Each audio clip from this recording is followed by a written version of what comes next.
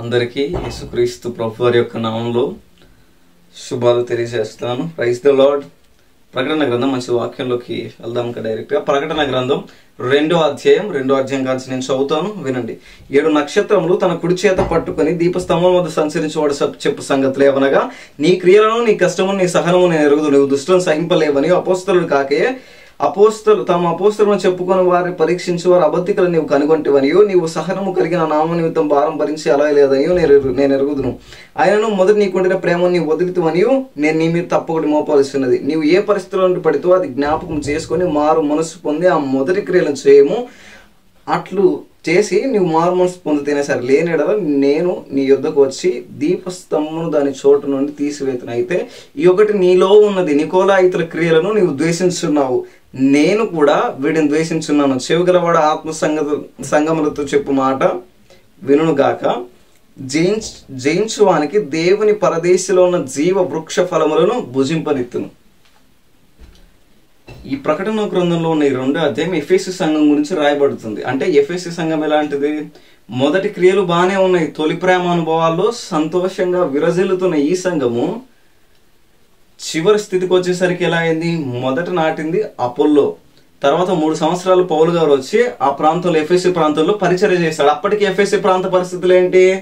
మీరు ఇప్పుడే గూగుల్లో చూస్తే Ephesus is the capital city for the grammatics and witchcraft with black magics అని ఉంటుంది. అంటే భయంకరమైన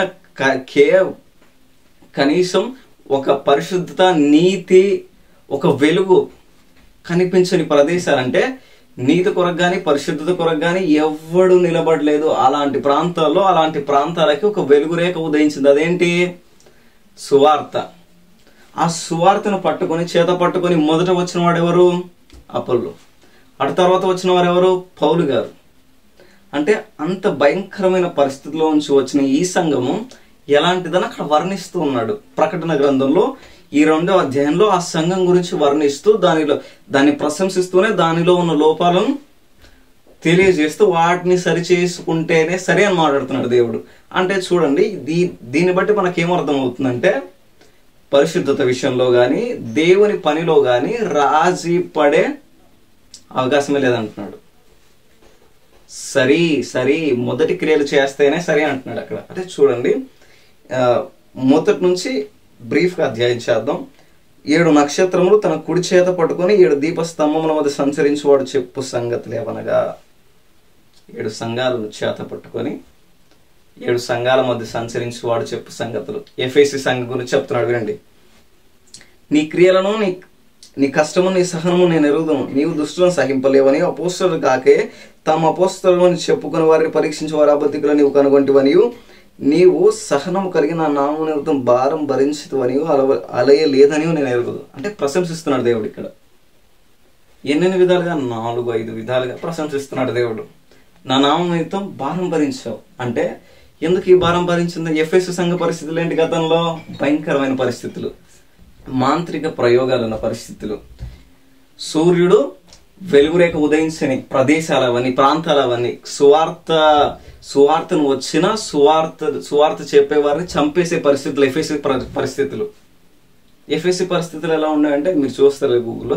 ప్రపంచాల్లో 7 అద్భుతాల్లో ఒక అద్భుతం ఆర్టెమిస్ దేవాలయం. అది ఎక్కడుంది అనుకుంటున్నారు? ఎఫెసులో ఉంది. అలాంటి భయంకరమైన పరిస్థితుల్లో కంసాలు ఒకడు ఉండేవాడు, దేమిత్రి అని. దీని హిస్టరీలోకి మనం వెళ్ళగలిగితే, ఎఫెసు సంఘ పరిస్థితులు హిస్టరీలోకి మనం వెళ్ళగలిగితే చాలా భయంకరంగా ఉండేవి. మంత్ర ప్రయోగాలు, బ్లాక్ మ్యాజిక్, విచ్ క్రాఫ్ట్ అంటూ చాలా భయంకరంగా. మీరు చూడండి గూగుల్లో. మరి ఎఫెసు గురించి మీరు సెర్చ్ చేస్తే, ఎఫెసు సంఘం గురించి మీరు సెర్చ్ చేస్తే, the Ephesus was capital city for the witchcraft and grammatics, black magic అని వస్తుంది. ఆర్టెమిస్ దేవాలయం. మీరు ప్రపంచంలోనే 7 అద్భుతాల్లో ఒక అద్భుతం ఆర్టెమిస్ దేవాలయం. అంటే దాన్ని ఎంత వర్ణనాతీతంగా కట్టుంటారు అంటే ఎంత భయంకరంగా విస్తరించింది ఆ ప్రాంతాల్లో. అపవాది సంబంధమైన కార్యక్రమాలు ఎంత భయంకరంగా విస్తరించే ఆ పరిస్థితుల్లో చీకటి అలుముకుందా? భయంకరంగా అలుముకుంది. అలాంటి పరిస్థితుల్లో, అలాంటి స్థితిగతుల్లో సువార్థికుడు వచ్చినా చంపేసే పరిస్థితుల్లో మీరు చూస్తారు లేరో అపోస్తల కార్యం, దీని హిస్టరీలోకి ఒకసారి వెళ్దాం. అపోస్తల కార్యముల గ్రంథం 19వ అధ్యాయం. అపోస్తల కార్యముల గ్రంథం 19వ అధ్యాయం. అపోస్తల కార్యముల గ్రంథం 19వ అధ్యాయం 1 నుంచి 30 వచనం వరకు చదువుతాను, వినండి. ఇలా జరిగిన తర్వాత పౌలు మాసిదోనియా అఖాయ దేశముల మార్గమును వచ్చి యెరూషలేమునకు వెళ్ళవలెనని మనస్సులో ఉద్దేశించి, నేను ఇక్కడికి వెళ్ళిన తర్వాత రోమాను కూడా చూడవలెనని అనుకొని, అప్పుడు తనకు పరిచర్య చేయు వారిలో తిమోతిని, ఎరస్తోను వారిద్దరిని మాసిదోనియాకు పంపి తాను ఆసియాలో కొంతకాలం నిలిచిండు. ఆ కాలమందు క్రీస్తు మార్గమును గూర్చి చాలా అల్లరి కలిగిన ఏలయనగా దెమెత్రి అని ఒక కంసాలి ఆర్తెమీదేవికి వెండి గుళ్ళను చేయించుట వలన ఆ పని వారికి మిగుల లాభము కలుగజేయుచుండెను. అతడు వారిని అట్టి పని చేయి ఇతరులను గుంపును గూర్చి, అయ్యలారా ఈ పని వలన మనకు జీవనము బాగుగా జరుగుతున్నదని మీకు తెలియను. అయితే చేతులతో చేయబడిన దేవత కావని ఈ పౌలు చెప్పి ఎఫెసీలో మాత్రం కాదు, దాదాపు ఆసియా అంతటా ఒక జనమును ఒప్పించి త్రిప్పి ఉన్న సంగతి మీరు చూచి విని ఉన్నారు. మరియు ఈ మన వృత్తి యందు లక్ష్యం తప్పిపోవుటే కాక మహాదేవైన ఆర్తెమీదేవి యొక్క గుడి కూడా తృణీకరింపబడి ఆసియా అందంతటను భూలోకమందంతటను పూజింపబడుచున్న ఈమె యొక్క గొప్పతనము తొలగిపోరని భయముతోచునని వారితో చెప్పిన. వారు విని రౌద్రముతో నిండిన వారై ఎఫెసీలో ఆర్తెమీదేవి మహాదేవిని కేకలు వేసిరి. పట్టణం బహు గలిబిలిగా ఉండెను. మరియు వారు పౌలుతో ప్రయాణమై వచ్చి మాసిదోనియా వారైన గాయిను అరిస్తార్కును పట్టుకొని దొమ్మిగా నాటకశాలలో చూడబడిరి. ఏం జరుగుతుంది ఇక్కడ అంటే, ఈ ఎఫెసీ సంఘం స్థాపింపబడిన పరిస్థితులు ఏంటి? అంతకుముందు అకుల్లా ప్రిస్కిల్లా చేశారు. అటు తర్వాత ఎవరు వచ్చారు? అపోల్లో వచ్చారు. అటు తర్వాత పౌలు గారు 3 సంవత్సరాలు చేశారు. అంటే పౌలు గారు వచ్చినప్పుడు ఆ సంఘ పరిస్థితులు ఏంటి? ఆర్తెమీదేవి మహాదేవి అని కేకలేస్తున్నారు. అంటే ఒక సువార్త, ఒక వెలుగు రేఖ కనీసం వెలుగు ఉదయించని ప్రాంతాలుగా ఉన్నప్పుడు చీకటిలో అలుముకున్న పరిస్థితుల్లో, అపవిత్రతలో, పాపంలో జీవిస్తున్న ఆ మనుషులను రక్షించడానికి ఎవరు వెళ్ళారు? ఈ రక్షణ సువార్తను, ఈ రక్షణ యొక్క పరిశుద్ధతను, దాని బలాన్ని, దాని పరిశుద్ధతను, దేవుని ఉద్దేశాన్ని, అనాది సంకల్పాన్ని తెలియజేయడానికి, పరిశుద్ధతను, ఒక మొరాలిటీని, ఒక నైతికతను నేర్పడానికి ఎవరు వెళ్ళారు? పౌలు గారు వెళ్ళారు. ఎవరు వెళ్ళారు? అపోల్లో వెళ్ళాడు. ఎవరు పరిచర్య చేశారు? అంతకుముందు అకుల్లా ప్రిస్కిల్లా చేశారు. అలా ప్రభు కోసం నిలబడ్డారు వాళ్ళు. ఈ పరిశుద్ధతను, ఈ మొరాలిటీని, ఒక నైతికతను సమాజానికి నేర్పడానికి, ఒక వెలుగు రేఖగా ఉదయించిన ఈ నజరేయుడైన యేసును ప్రకటించడానికి ఎఫెసీ ప్రాంతానికి వాళ్ళు వచ్చారు. ఆ వెలుగు రేఖ ఏమని చెప్తుంది? ఆ సువార్తను గూర్చిన జ్ఞానంతో పౌలు గారు ఏం చెప్తున్నారు చూడండి. అక్కడ చూడండి 25వ అధ్యాయం, అపోస్తల కార్యం 19వ అధ్యాయం 25వ వచనం. అతడు వారిని అట్టి పని చేయి ఇతరులను గుంపును కూర్చి, అయ్యలారా ఈ పని వలన మనకు జీవనం బహు బాగా జరుగుతున్నదని మీకు తెలియను. అయితే చేతులతో చేయబడిన దేవతలు కావని పౌలు చెప్పి ఎఫెసీ మాత్రం కాదు, దాదాపు ఆసియా అంతటా ప్రచురం చేస్తున్నాడు. అంటే చేత్తో చేయబడిన దేవతలు కాదంట. అంటే ఈ సువార్త, ఈ వెలుగు రేఖ ఏమని తెలియజేస్తుంది? ఒక సత్యం కూర్చున్న జ్ఞానాన్ని నివసింపజేసే ఒక ఉద్దేశాన్ని నెరవేర్చడానికి ఆ సువార్త చెప్తున్న సత్యం ఏంటి? చేతులతో చేయబడిన మీరు చేసుకునే దేవుళ్ళు కారు అని ఎఫెసీ సంఘ ప్రజలకు, ఎఫెసీ ప్రాంత ప్రజలకు తెలియజేస్తున్నాడు. ఒక సువార్తను ప్రకటిస్తున్నాడు. ఆ సువార్త మీరు చేతులతో చేసుకునేంత దేవతలు కాదు, దేవుడు ఒక్కడే. ఆయన ఓమ్నిపోటెన్షియన్స్ అంటారు, మీకు తెలుసో లేదు. The Alpha and the Omega, the one who creates you and the one who made you, the one and only, the God of Lord Jesus Christ అంటారు. అంటే ఈ అద్వితీయుడైన దేవుని యొక్క వెలుగు రేఖగా ఉదయించిన ఈ అద్వితీయ దేవుని కుమారుడైన యేసుక్రీస్తు ప్రభువారు ఒక వెలుగు రేఖగా మనకు సువార్త ద్వారా పరిచయం అయితే, ఆ సువార్తను ఏ ప్రాంతానికి? ఎఫెసీ ప్రాంతానికి తీసుకెళ్లారు. వెలుగు ఉదయించని పరిస్థితులు, పాప పరిస్థితులు, వెలుగు ఉదయించని ప్రాంతాలు, పాపంతో నిండి ఉన్న పరిస్థితులు, అనైతికత, అనాగరికత,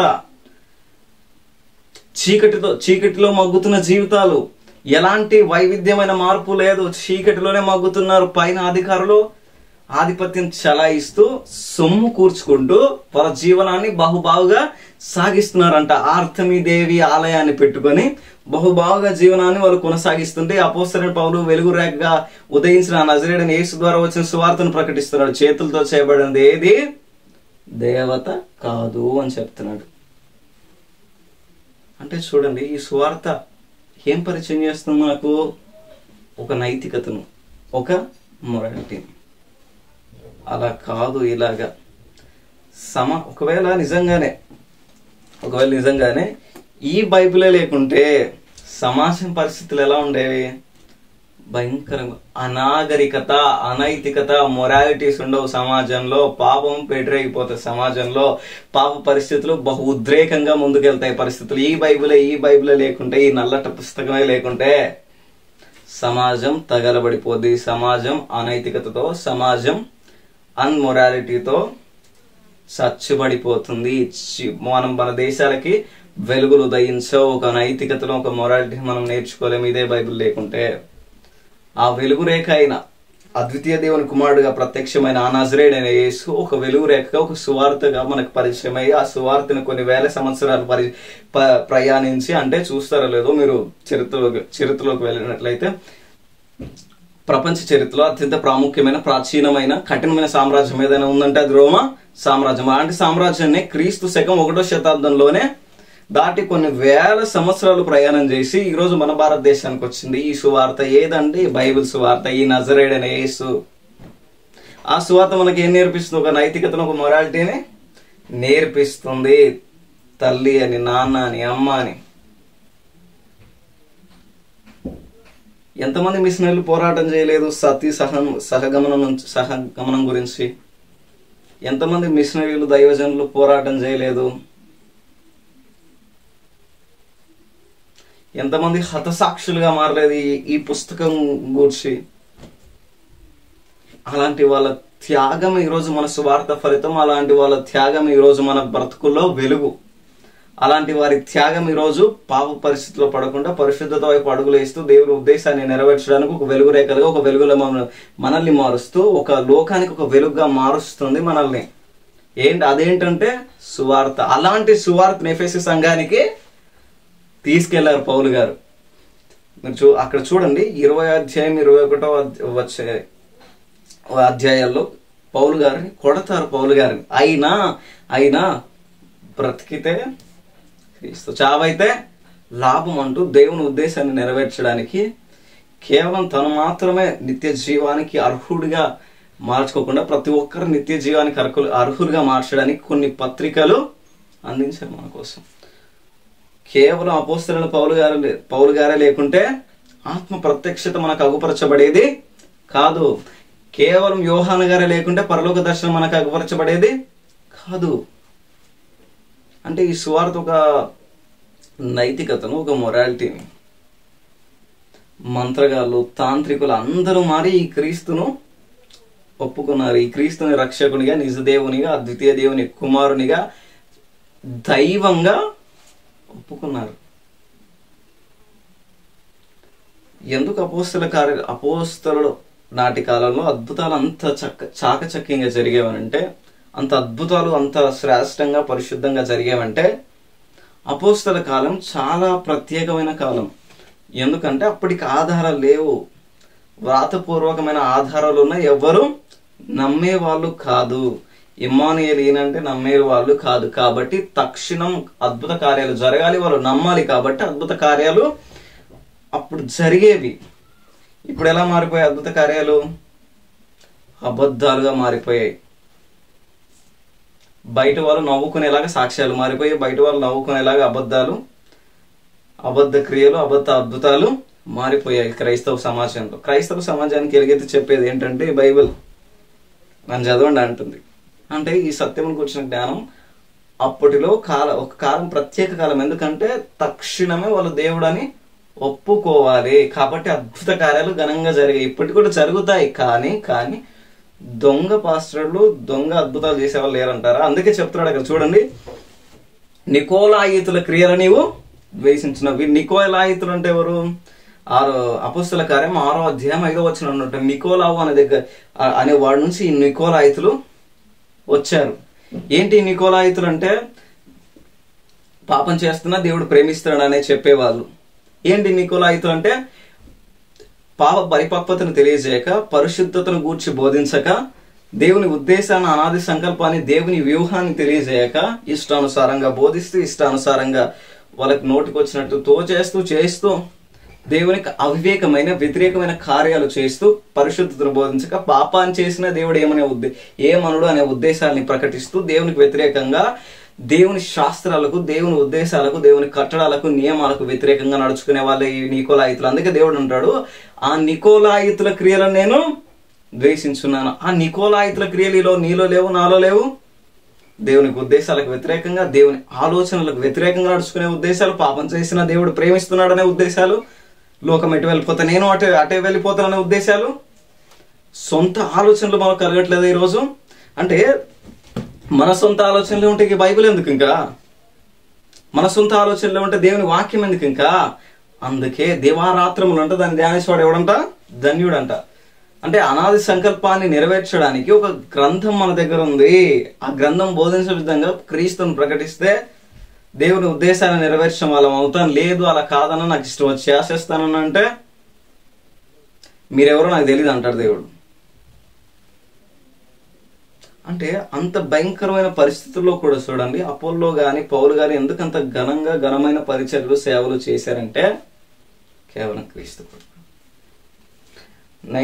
మన 3 తెలుగు రాష్ట్రాల్లో కూడా, మహారాష్ట్ర, తెలంగాణ, ఇటు ఆంధ్రప్రదేశ్, 3 రాష్ట్రాల్లో కూడా 1988 ముందు ఈ పరిస్థితి, 3 రాష్ట్రాల పరిస్థితి ఏంటి? భయంకరమైన ప్రోబినేషన్ యాక్ట్. ఇంతకుముందు రాలేదు. 1988 తర్వాత వచ్చింది ప్రోబినేషన్ యాక్ట్. సతీ సహగమనం అనే దాన్ని క్యాన్సిల్ చేశారు. అప్పుడు తర్వాత దేవదాసి వ్యవస్థను అప్పటికే క్యాన్సిల్ చేశారు 1988 తర్వాత. అంటే దీన్ని ఎవరు తీసుకొచ్చారంటే ఈ బైబిల్. సతీ సహగమనాన్ని ఎవరు ఆపారంటే ఈ బైబిల్ పట్టుకున్న మిషనరీలు. సతీ సహగమనాన్ని ఎవరు ఆపారంటే సువార్త. దేవదాసి వ్యవస్థల వెనకాల ఉన్న కామాచరితమైన పాపమును ఆపింది ఎవరు? ఈ బైబిల్ పట్టుకున్న మిషనరీలు. ఈ బైబిల్ ఇన్ని చేసింది ఈ భారతదేశానికి. అయినా ఈ బైబిల్ని గుర్తించక ఏమంటారు? రే మా దేశం నుంచి వెళ్ళిపోనరా అంటున్నారు. ఈ బైబిల్ చేసిన త్యాగాన్ని, పరిత్యాగాలను అపోస్తలులు కానీ, ఇంకా మిగతా గొప్ప గొప్ప దైవజనులు కానీ, మిషనరీలు కానీ చేసిన త్యాగాలను మర్చిపోతూ వెళ్ళిపోనరా మా దేశం నుంచి అంటే వాళ్ళని అడుగుతున్నాను, అసలు నీకు కనీసం దీని హిస్టరీ తెలియకుండా ఏదో వచ్చి చదివేసి పరిశుద్ధ గ్రంథం కాదు, భూత గ్రంథం నీ వాడు అసలు నేను అడుగుతున్నాను ఈ బైబిల్ నిజంగా ప్రూవ్ చేయగలరా? నిజంగానే ప్రూవ్ చేయగలరా ఇది భూత గ్రంథం అని? ఎప్పుడు ప్రూవ్ చేయలేడు. పాపాన్ని గురించి బోధిస్తుంది, అలా చేయకని బోధిస్తుంది, కానీ పాపం చేయని నా గ్రంథం బోధించలేదు.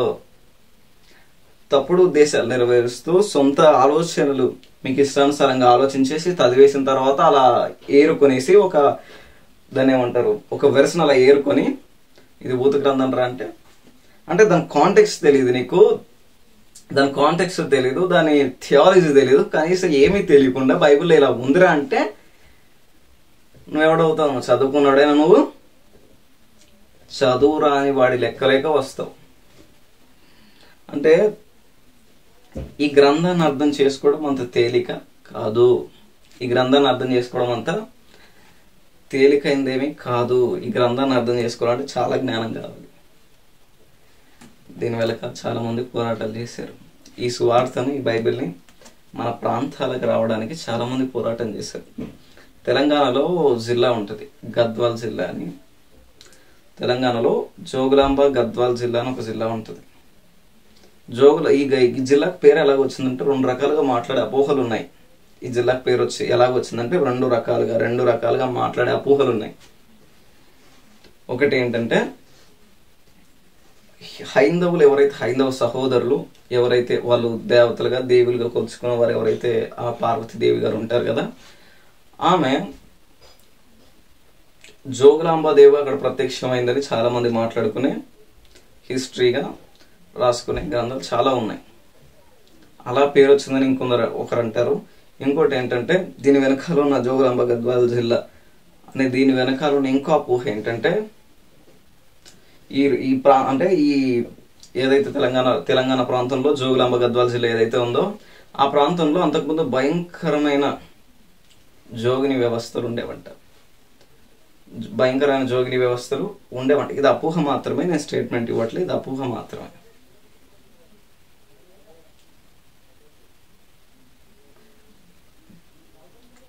అందువలన ఈ జోగిని వ్యవస్థలో ఈ పేరు వచ్చిందని అంటారు. అది నిజమో కాదు నాకు తెలియదు, అది నిజం కాదని అనుకుంటున్నాను నేను కూడా.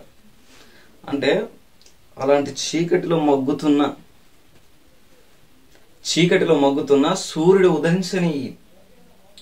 ఉదయించని జీవితాలు బాగుపడని ప్రాణం మాత్రమే నివసిస్తున్న అసతోమ సద్గమయ అంటూ, తమసోమ జ్యోతిర్గమయ అంటూ, మృత్యోంగ అమృతంగమయ అంటూ, జీవం మాలో లేదు, వెలుగు మాకు కనబడట్లేదు, మార్గం మాకు దొరకలేదని ఆ ప్రశ్నలకు అద్వితీయ దేవుని కుమారుడైన యేసుక్రీస్తు ప్రభువారు వచ్చి వెలుగు లేని జీవితాన్ని వెలుగుమయంగా మార్చి చీకటి ప్రపంచాన్ని వెలుగులోకి నడిపించడానికి తన ప్రాణాలని అర్పించి అనేక మంది మిషనరీలను ఈ దేశాలకు పంపితే చంపేసినా ఇంకా సువార్తను ముందు కొనసాగిస్తూ నడిపిస్తున్నదే ఈ బైబిల్. అంటే బైబిల్ ఎలా అంటారు భూత గ్రంథం అని నాకు అర్థం కాక అడుగుతున్నాను. అసలు ఈ బైబిల్ కాంటెక్స్ట్ అర్థమైతే ఒక ఆర్ఆర్కే మూర్తి తయారవుతాడు. అంటే చూడండి, ఆ తొలి ప్రేమను మరిచిన సంఘం ఏదైతే ఉందో ఇప్పట్లో కూడా అదే జరుగుతుంది. మొదట్లో వాక్యం బాగా చదివేవాళ్ళు, మొదట ప్రార్థన బాగా చేసేవాళ్ళు, మొదట బాగానే ఉండేది, సమస్తం బాగానే ఉండేది, దేవుని ఉద్దేశాలకు అనుగుణంగా దేవునికి దగ్గరగా బ్రతికే వాళ్ళమే. కంచి వరకు వచ్చేసరికి ఏమైంది చెప్పండి? బైబిల్ చదవడంలా, ప్రార్థన చేయడంలా, దేవునికి దగ్గరగా జీవించడంలా అబద్ధాలు ఆడేస్తున్నారు, ఇష్టం వచ్చి బతికేస్తున్నారు. అంటే ఏంటి చెప్పండి? తొలి ప్రేమను మరిచిన సంఘంగా గుర్తించబడిన ఆ ఎఫెసీ సంఘం ఏదైతే ఉందో అలాంటి పరిస్థితులు మన జీవితాలకు వచ్చాయా లేదా? ఇంక తీసిపెట్టడానికి ఏం లేదు, అలాంటి పరిస్థితులు వచ్చాయి.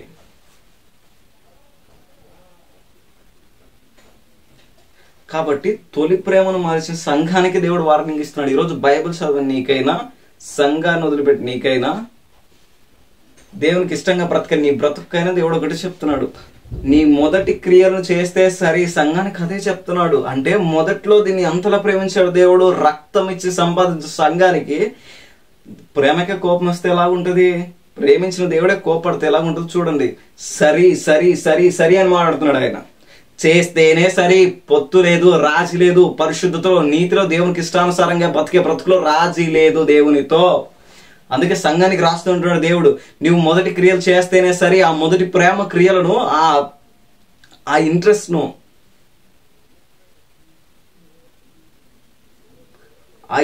ఆ దాహంను నువ్వు మరలా ఆ దాహంలోకి, ఆ ఇంట్రెస్ట్లోకి నువ్వు వస్తేనే సరే, లేదంటే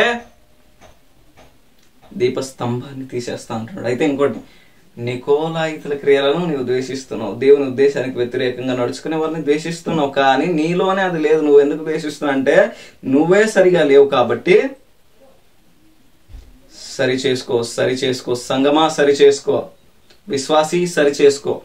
చీకటిలో మగ్గుతున్న మన జీవితాలని వెలుగు రేఖగా ఉదయింపజేయడానికి అద్వితీయ దేవుని కుమారుడైన యేసుక్రీస్తు ప్రభువారు వచ్చి ఆ సువార్త ద్వారా మనకు పరిచయమైన ఆ దేవాది దేవుని కుమారుడు ఆ సువార్తను మనకు ప్రకటిస్తూ పరిశుద్ధంగా ఉండండి, నీతిగా ఉండండి, న్యాయంగా ఉండండి, అనైతికతను ప్రవేశింప పెట్టకండి, సంఘాల్లో అనైతికతంగా జీవించకండి, తల్లి తల్లే, అమ్మ అమ్మే, నాన్నే, చెల్లి అని ఒక నైతికతను, ఒక పరిశుద్ధతను సమాజానికి నేర్పుతూ పాపంలో పడి ఉన్న, పాపంలో జీవిస్తున్న కొంతమంది సమాజాలకు ఒక పరిశుద్ధతను, నీతిని, న్యాయాన్ని, దేవుని ఉద్దేశాన్ని, దేవుని వ్యూహాన్ని, ఒక మానవత్వాన్ని నేర్పిస్తున్న ఈ సువార్తకు మనం లోబడగలమా?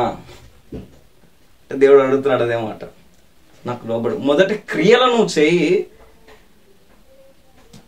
అప్పుడు ఏం చేస్తాడు? పరదేశిలో ఉన్న జీవ వృక్ష ఫలాన్ని భుజింపనితున్న ఆశీర్వాదకరమైన ఒక వాతావరణం నీకు అనుగ్రహింపబడుతుంది. ఒక కృప నీతో ఉంటుంది. ఈరోజు మన పరిస్థితులు ఎలా అయిపోయాయంటే, మొదట్లో బాగా చదివామన్నా, మొదట్లో బాగా ప్రార్థన చేసామన్నా, మొదట్లో బాగానే ఉండేదన్నా, కొద్ది కాలం వచ్చేసరికి ఇంట్రెస్ట్ పోయిందన్న. బాప్తిసం తీసుకునక ముందు చాలా ప్రార్థన చేసేవాళ్ళన్న, చాలా బాగుండేవాళ్ళన్న. బాప్తిసం తీసుకున్న అంత ఇంట్రెస్ట్ లేదన్న, సంఘానికి సరిగా వెళ్ళట్లేదన్నా, బైబిల్ చదవట్లేదన్నా, ప్రార్థన అడుగుతున్నాను అడుగుతున్నాను అంటే ఎందుకు? నీ మైండ్ సెట్ మార్చుకో మొదట. నీ మైండ్ సెట్ మార్చుకో మొదట. దేవుని ఉద్దేశాలకు వ్యతిరేకంగా నడుచుకుని నీ ఆలోచన విధానం ఏదైతే ఉందో చూసావా, ఆలోచన విధానాన్ని మార్చుకొని తీర్చిదిద్ది దేవుని ఉద్దేశానికి అనుకూలంగా నడుచుకోగలిగే ఆలోచన ఉందా?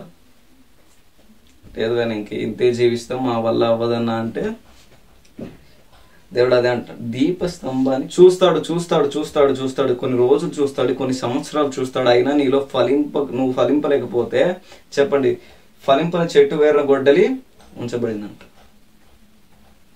అంటే ఇవన్నీ మనకు దుష్టాంతములుగా ఉంచబడి ఉన్నా మన పరిస్థితికి వచ్చేసరికి కృపాకాలం అని వదిలేసే వాళ్ళు ఎంతమంది లేరు?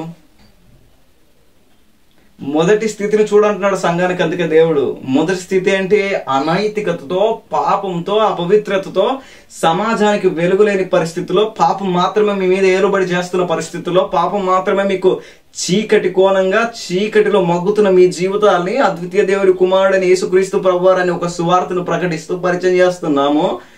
ఆ సువార్తను మీరు తెలుసుకున్న తర్వాత మళ్ళీ అదే బ్రతుకులోకి వెళ్తే ఎలాగా?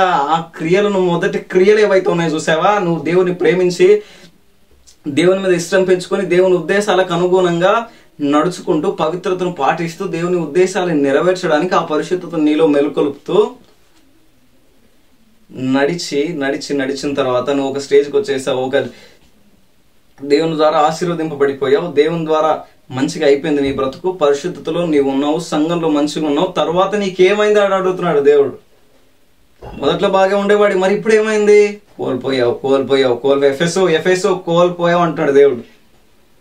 చెయ్యి, మళ్ళా చెయ్యి, నీకు మరలా అవకాశాన్ని ఇస్తా, చెయ్యి. ఆ మొదటి క్రియలో, ఆ మొదటి ప్రేమను మళ్ళీ ప్రేమించు, నీకు అవకాశం ఇస్తున్న ఎఫెసో, మళ్ళా చెయ్యి, మొదటి ప్రేమలోకి రా అంటున్నాడు ఆయన. సరి వార్నింగ్ ఇస్తూ ఉంటున్నాడు ఎఫెసీ సంఘంతో దేవుడు. ఈరోజు నీతోనైనా నాతోనైనా దేవుడు అదే మాట్లాడి వార్నింగ్ ఇస్తున్నాడు దేవుడు నీకైనా నాకైనా. నీ మొదటి క్రియలు, నీ మొదటి ప్రేమను చేస్తే సరి, లేదన్నా మాకు అద్భుతాలే కావాలన్నా, మాకు ఈ వాక్యం వద్దన్నా, ఇష్టానుసారంగా నడుచుకుంటామన్నా, టచ్ అంటే చాలన్నా మాకంటే కుదరదు, అవ్వదు. దేవుని వాక్యాన్నే ప్రేమించాలి, దేవుణ్ణే ప్రేమించాలి.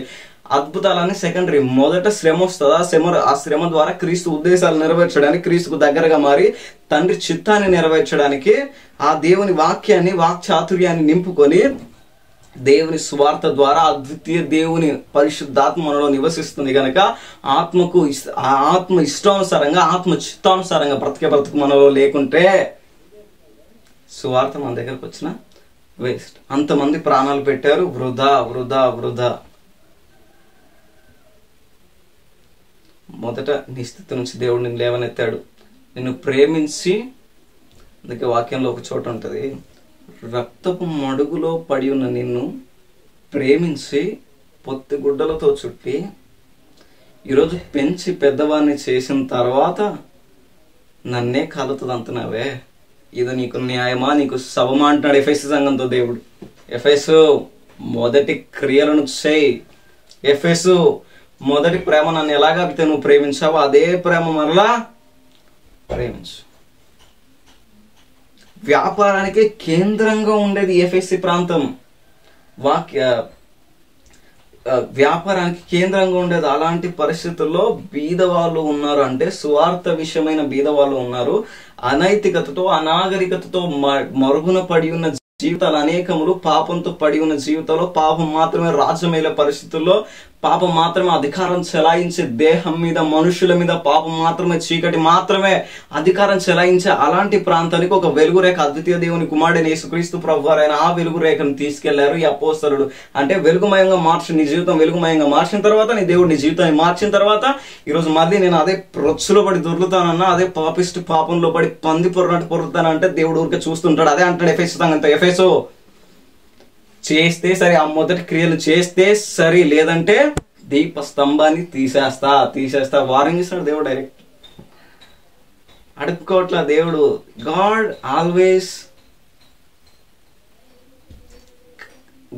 Always command, not God demand. దేవుడు ఎప్పుడు కమాండ్ చేస్తాడు, డిమాండ్ చేయడు. జాగ్రత్త. ఆ మొదటి క్రియల్లో ఆ మొదటి ప్రేమను తెలుసుకొని దేవుని ఇష్టానుసారంగా బిడ్డలుగా మనం బ్రతకాలి.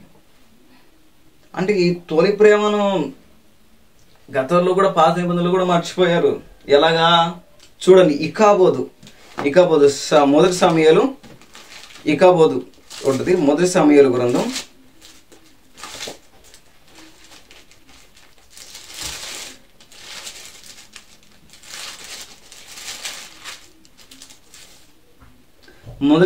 గ్రంథం 4వ అధ్యాయం 21 నుంచి చూద్దాం ఒకసారి.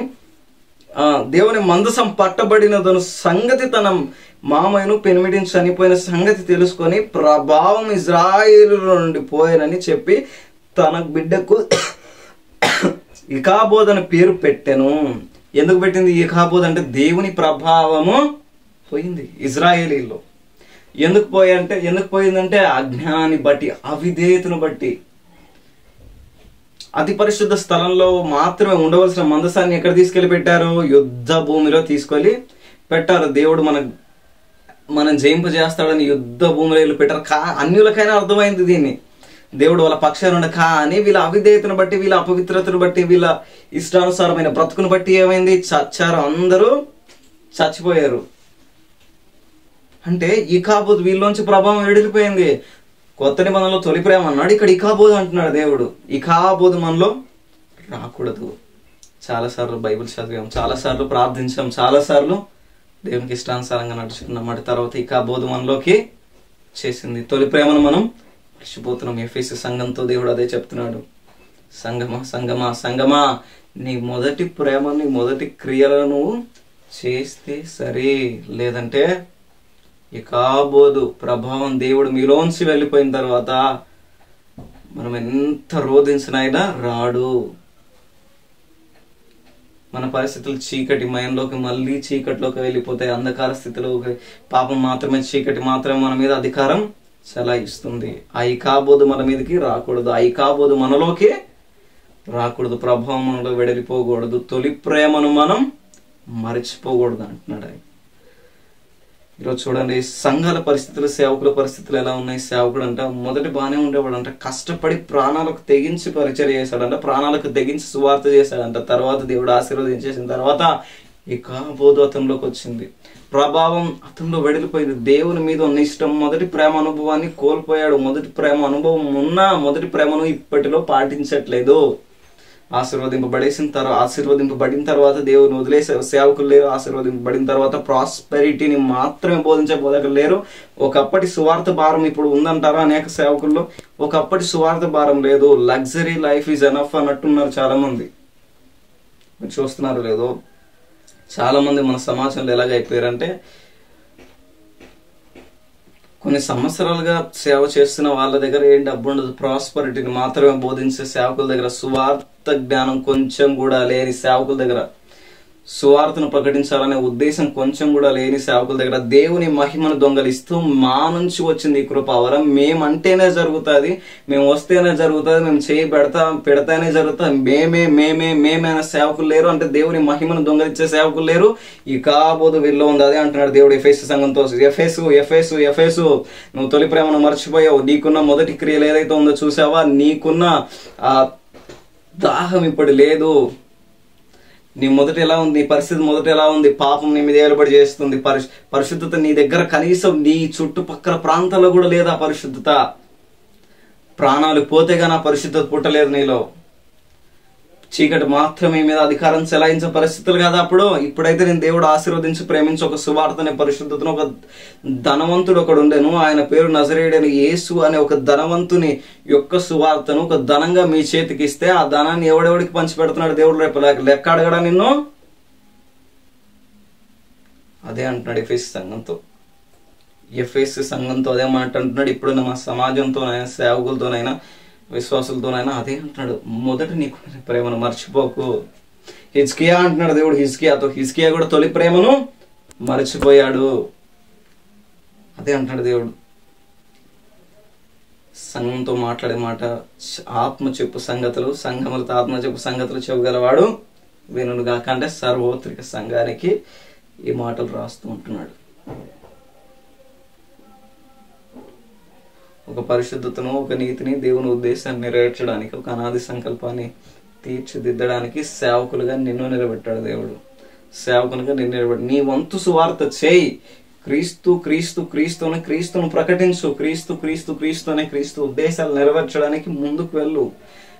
నిన్ను దేవుడు పిలుచుకుంది దేవుడు పోషిస్తాడులే అని నీవు ఇంట్లో ఉండడానికి, ఇంట్లో కూర్చొని తినడానికి కాదు, సువార్త చేయడానికి. నేను దేవుడు పోషిస్తూ నువ్వు అంతలోనే ఉంటావని కాదు, దేవుని ఉద్దేశాన్ని నెరవేర్చడానికి ప్రాణ ఆత్మ దేహ శరీరాన్ని ఎంత కష్టపడతావో ఈ బైబిల్ నేర్చుకోవడానికి పూర్ణ ఆత్మతో, పూర్ణ శక్తితో, పూర్ణ బలంతో దీన్ని ఎలా నువ్వు అర్థం చేసుకుంటావో అదే ఆరాధన దేవునికి పూర్ణ.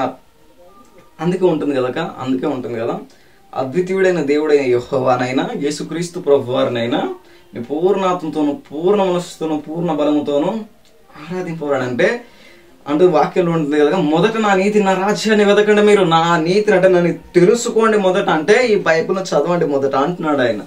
నా నీతిని తెలుసుకోండి ఫస్ట్. నా నీతిని తెలుసుకున్న తర్వాత క్రీస్తు రాజ్యాన్ని ప్రకటించడానికి వెళ్ళండి అంటున్నాడు.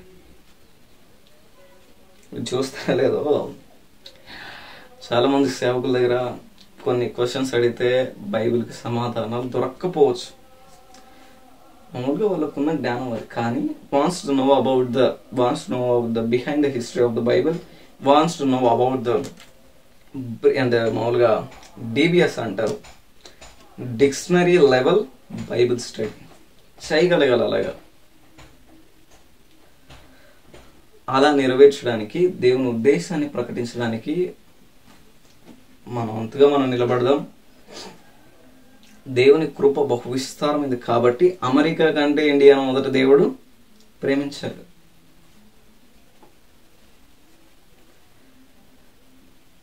కాబట్టి ఆ తొలి ప్రేమను మర్చిపోకుండా దేవునికి ఇష్టానుసారంగా నడుద్దాం, ఇష్టానుసారంగా దేవునికి ఇష్టానుసారంగా బ్రతకడం, మన ఇష్టానుసారంగా కాదు.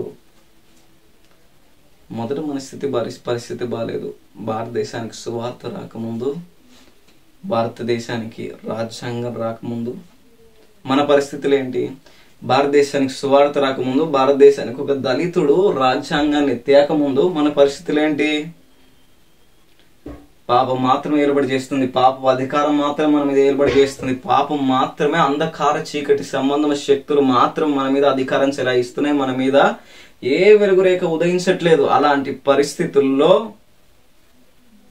సువార్త అనే ఒక వెలుగురేఖ మన మీదకి వచ్చింది.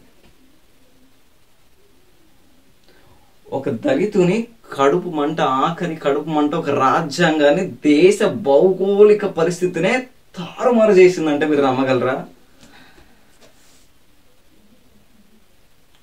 చాలా మంది అంటారు యేసుక్రీస్తు ప్రభువు దళితులు దేవుడు చిన్న, అంత సీన్ లేదు అక్కడ. దేవుడు ఒక్కడే, ఆయన నజరేయుడైన యేసు. ఎన్ని ఆధారాలు లేవంటారు వీటికి? బైబిల్కి ఎన్ని. చాలా మంది మామూలుగా ఇంతకుముందు ఒక బ్రదర్ డివైడీ పిలిచాడు నన్ను. ఏంటన్నా అని మాట అడిగాడు వాడు. ఆ బ్రదర్ ఏంటన్నా ఈ బైబిల్కి ఆధారం ఏంటి? బ్రదర్ పిలిచాడు డిబేట్కి ఇంతకుముందు. ఏంటన్నా బైబిల్కి ఆధారం ఏంటి? చక్కగా మాట్లాడాలి ఆయన. ఏంటన్నా బైబిల్కి ఆధారాలు లేవంట కదన్నా అన్నాడు. నేను అన్నాను, దేని గురించి అన్నా ఫస్ట్ తెలుసుకోవాలన్నా, తెలుసుకున్న తర్వాత మాట్లాడగలగాలి, తెలియకుండా ఎవరు మాట్లాడకూడదు, అది కరెక్ట్ కూడా కాదని చెప్పాను. మరి చెప్పండి అన్నా ఏంటన్నా ఆధారాలు అంటే నేను సింపుల్ అన్నాను, డెడ్ సీ స్క్రోల్స్ అన్నాను. కోడెక్స్ సినైటిక్స్ ఉంది, డెడ్ సీ స్క్రోల్స్ ఉంది, కోడెక్స్ వాటికన్స్ ఉంది, స్క్రిప్చర్స్ ఉన్నాయి చెప్పాను వాడికి నేను. అన్న అలాగా అన్న చూస్తానన్నా, నేను ఇంకా చదువుతానన్నా, నాకు అర్థం కావట్లేదన్నా అని. అంటే ఏదైనా చూడండి, ఏ వస్తువును చూసైనా, మీ ముందు ప్రతిబింబిస్తున్నా లేక మేము మీకు కనబడుతున్నా, మీ కంటికి కనబడుతున్నా, చెవికి కనబడుతున్నా, దేన్నైనా సరే మనం క్వశ్చన్ చేయగలగాలి. క్వశ్చన్ చేసుకుంటేనే భవిష్యత్తే కానీ, దాని మీద ఉన్న పరమార్థమే కానీ, అది క్రియేట్ చేయబడే అర్థమే కానీ మనకు అర్థం అవ్వదు. అర్థం చేసుకోవాలి. ప్రతిదీ క్వశ్చన్గా మనకు కనబడాలి. క్వశ్చన్గా కనబడితేనే అది అర్థం అవుతుంది. దాని గురించి పూర్తిగా తెలిసిన తర్వాత అప్పుడు దీనికని చెప్పగలగాలి. అలాంటి మొదటి క్రియలు దేవుడు మనలో ఫలింపజేయును గాక. అటు కృప మనకు అందరికి అనుగ్రహించును గాక. తొలి ప్రేమను మరిచే సంఘంగా కాకుండా ఆ తొలి ప్రేమ యొక్క క్రియలను మనలో ఫలింపజేసుకునే ఉద్దేశాన్ని దేవుడు నెరవేర్చును గాక. ఆమేన్, ఆమేన్, ఆమేన్.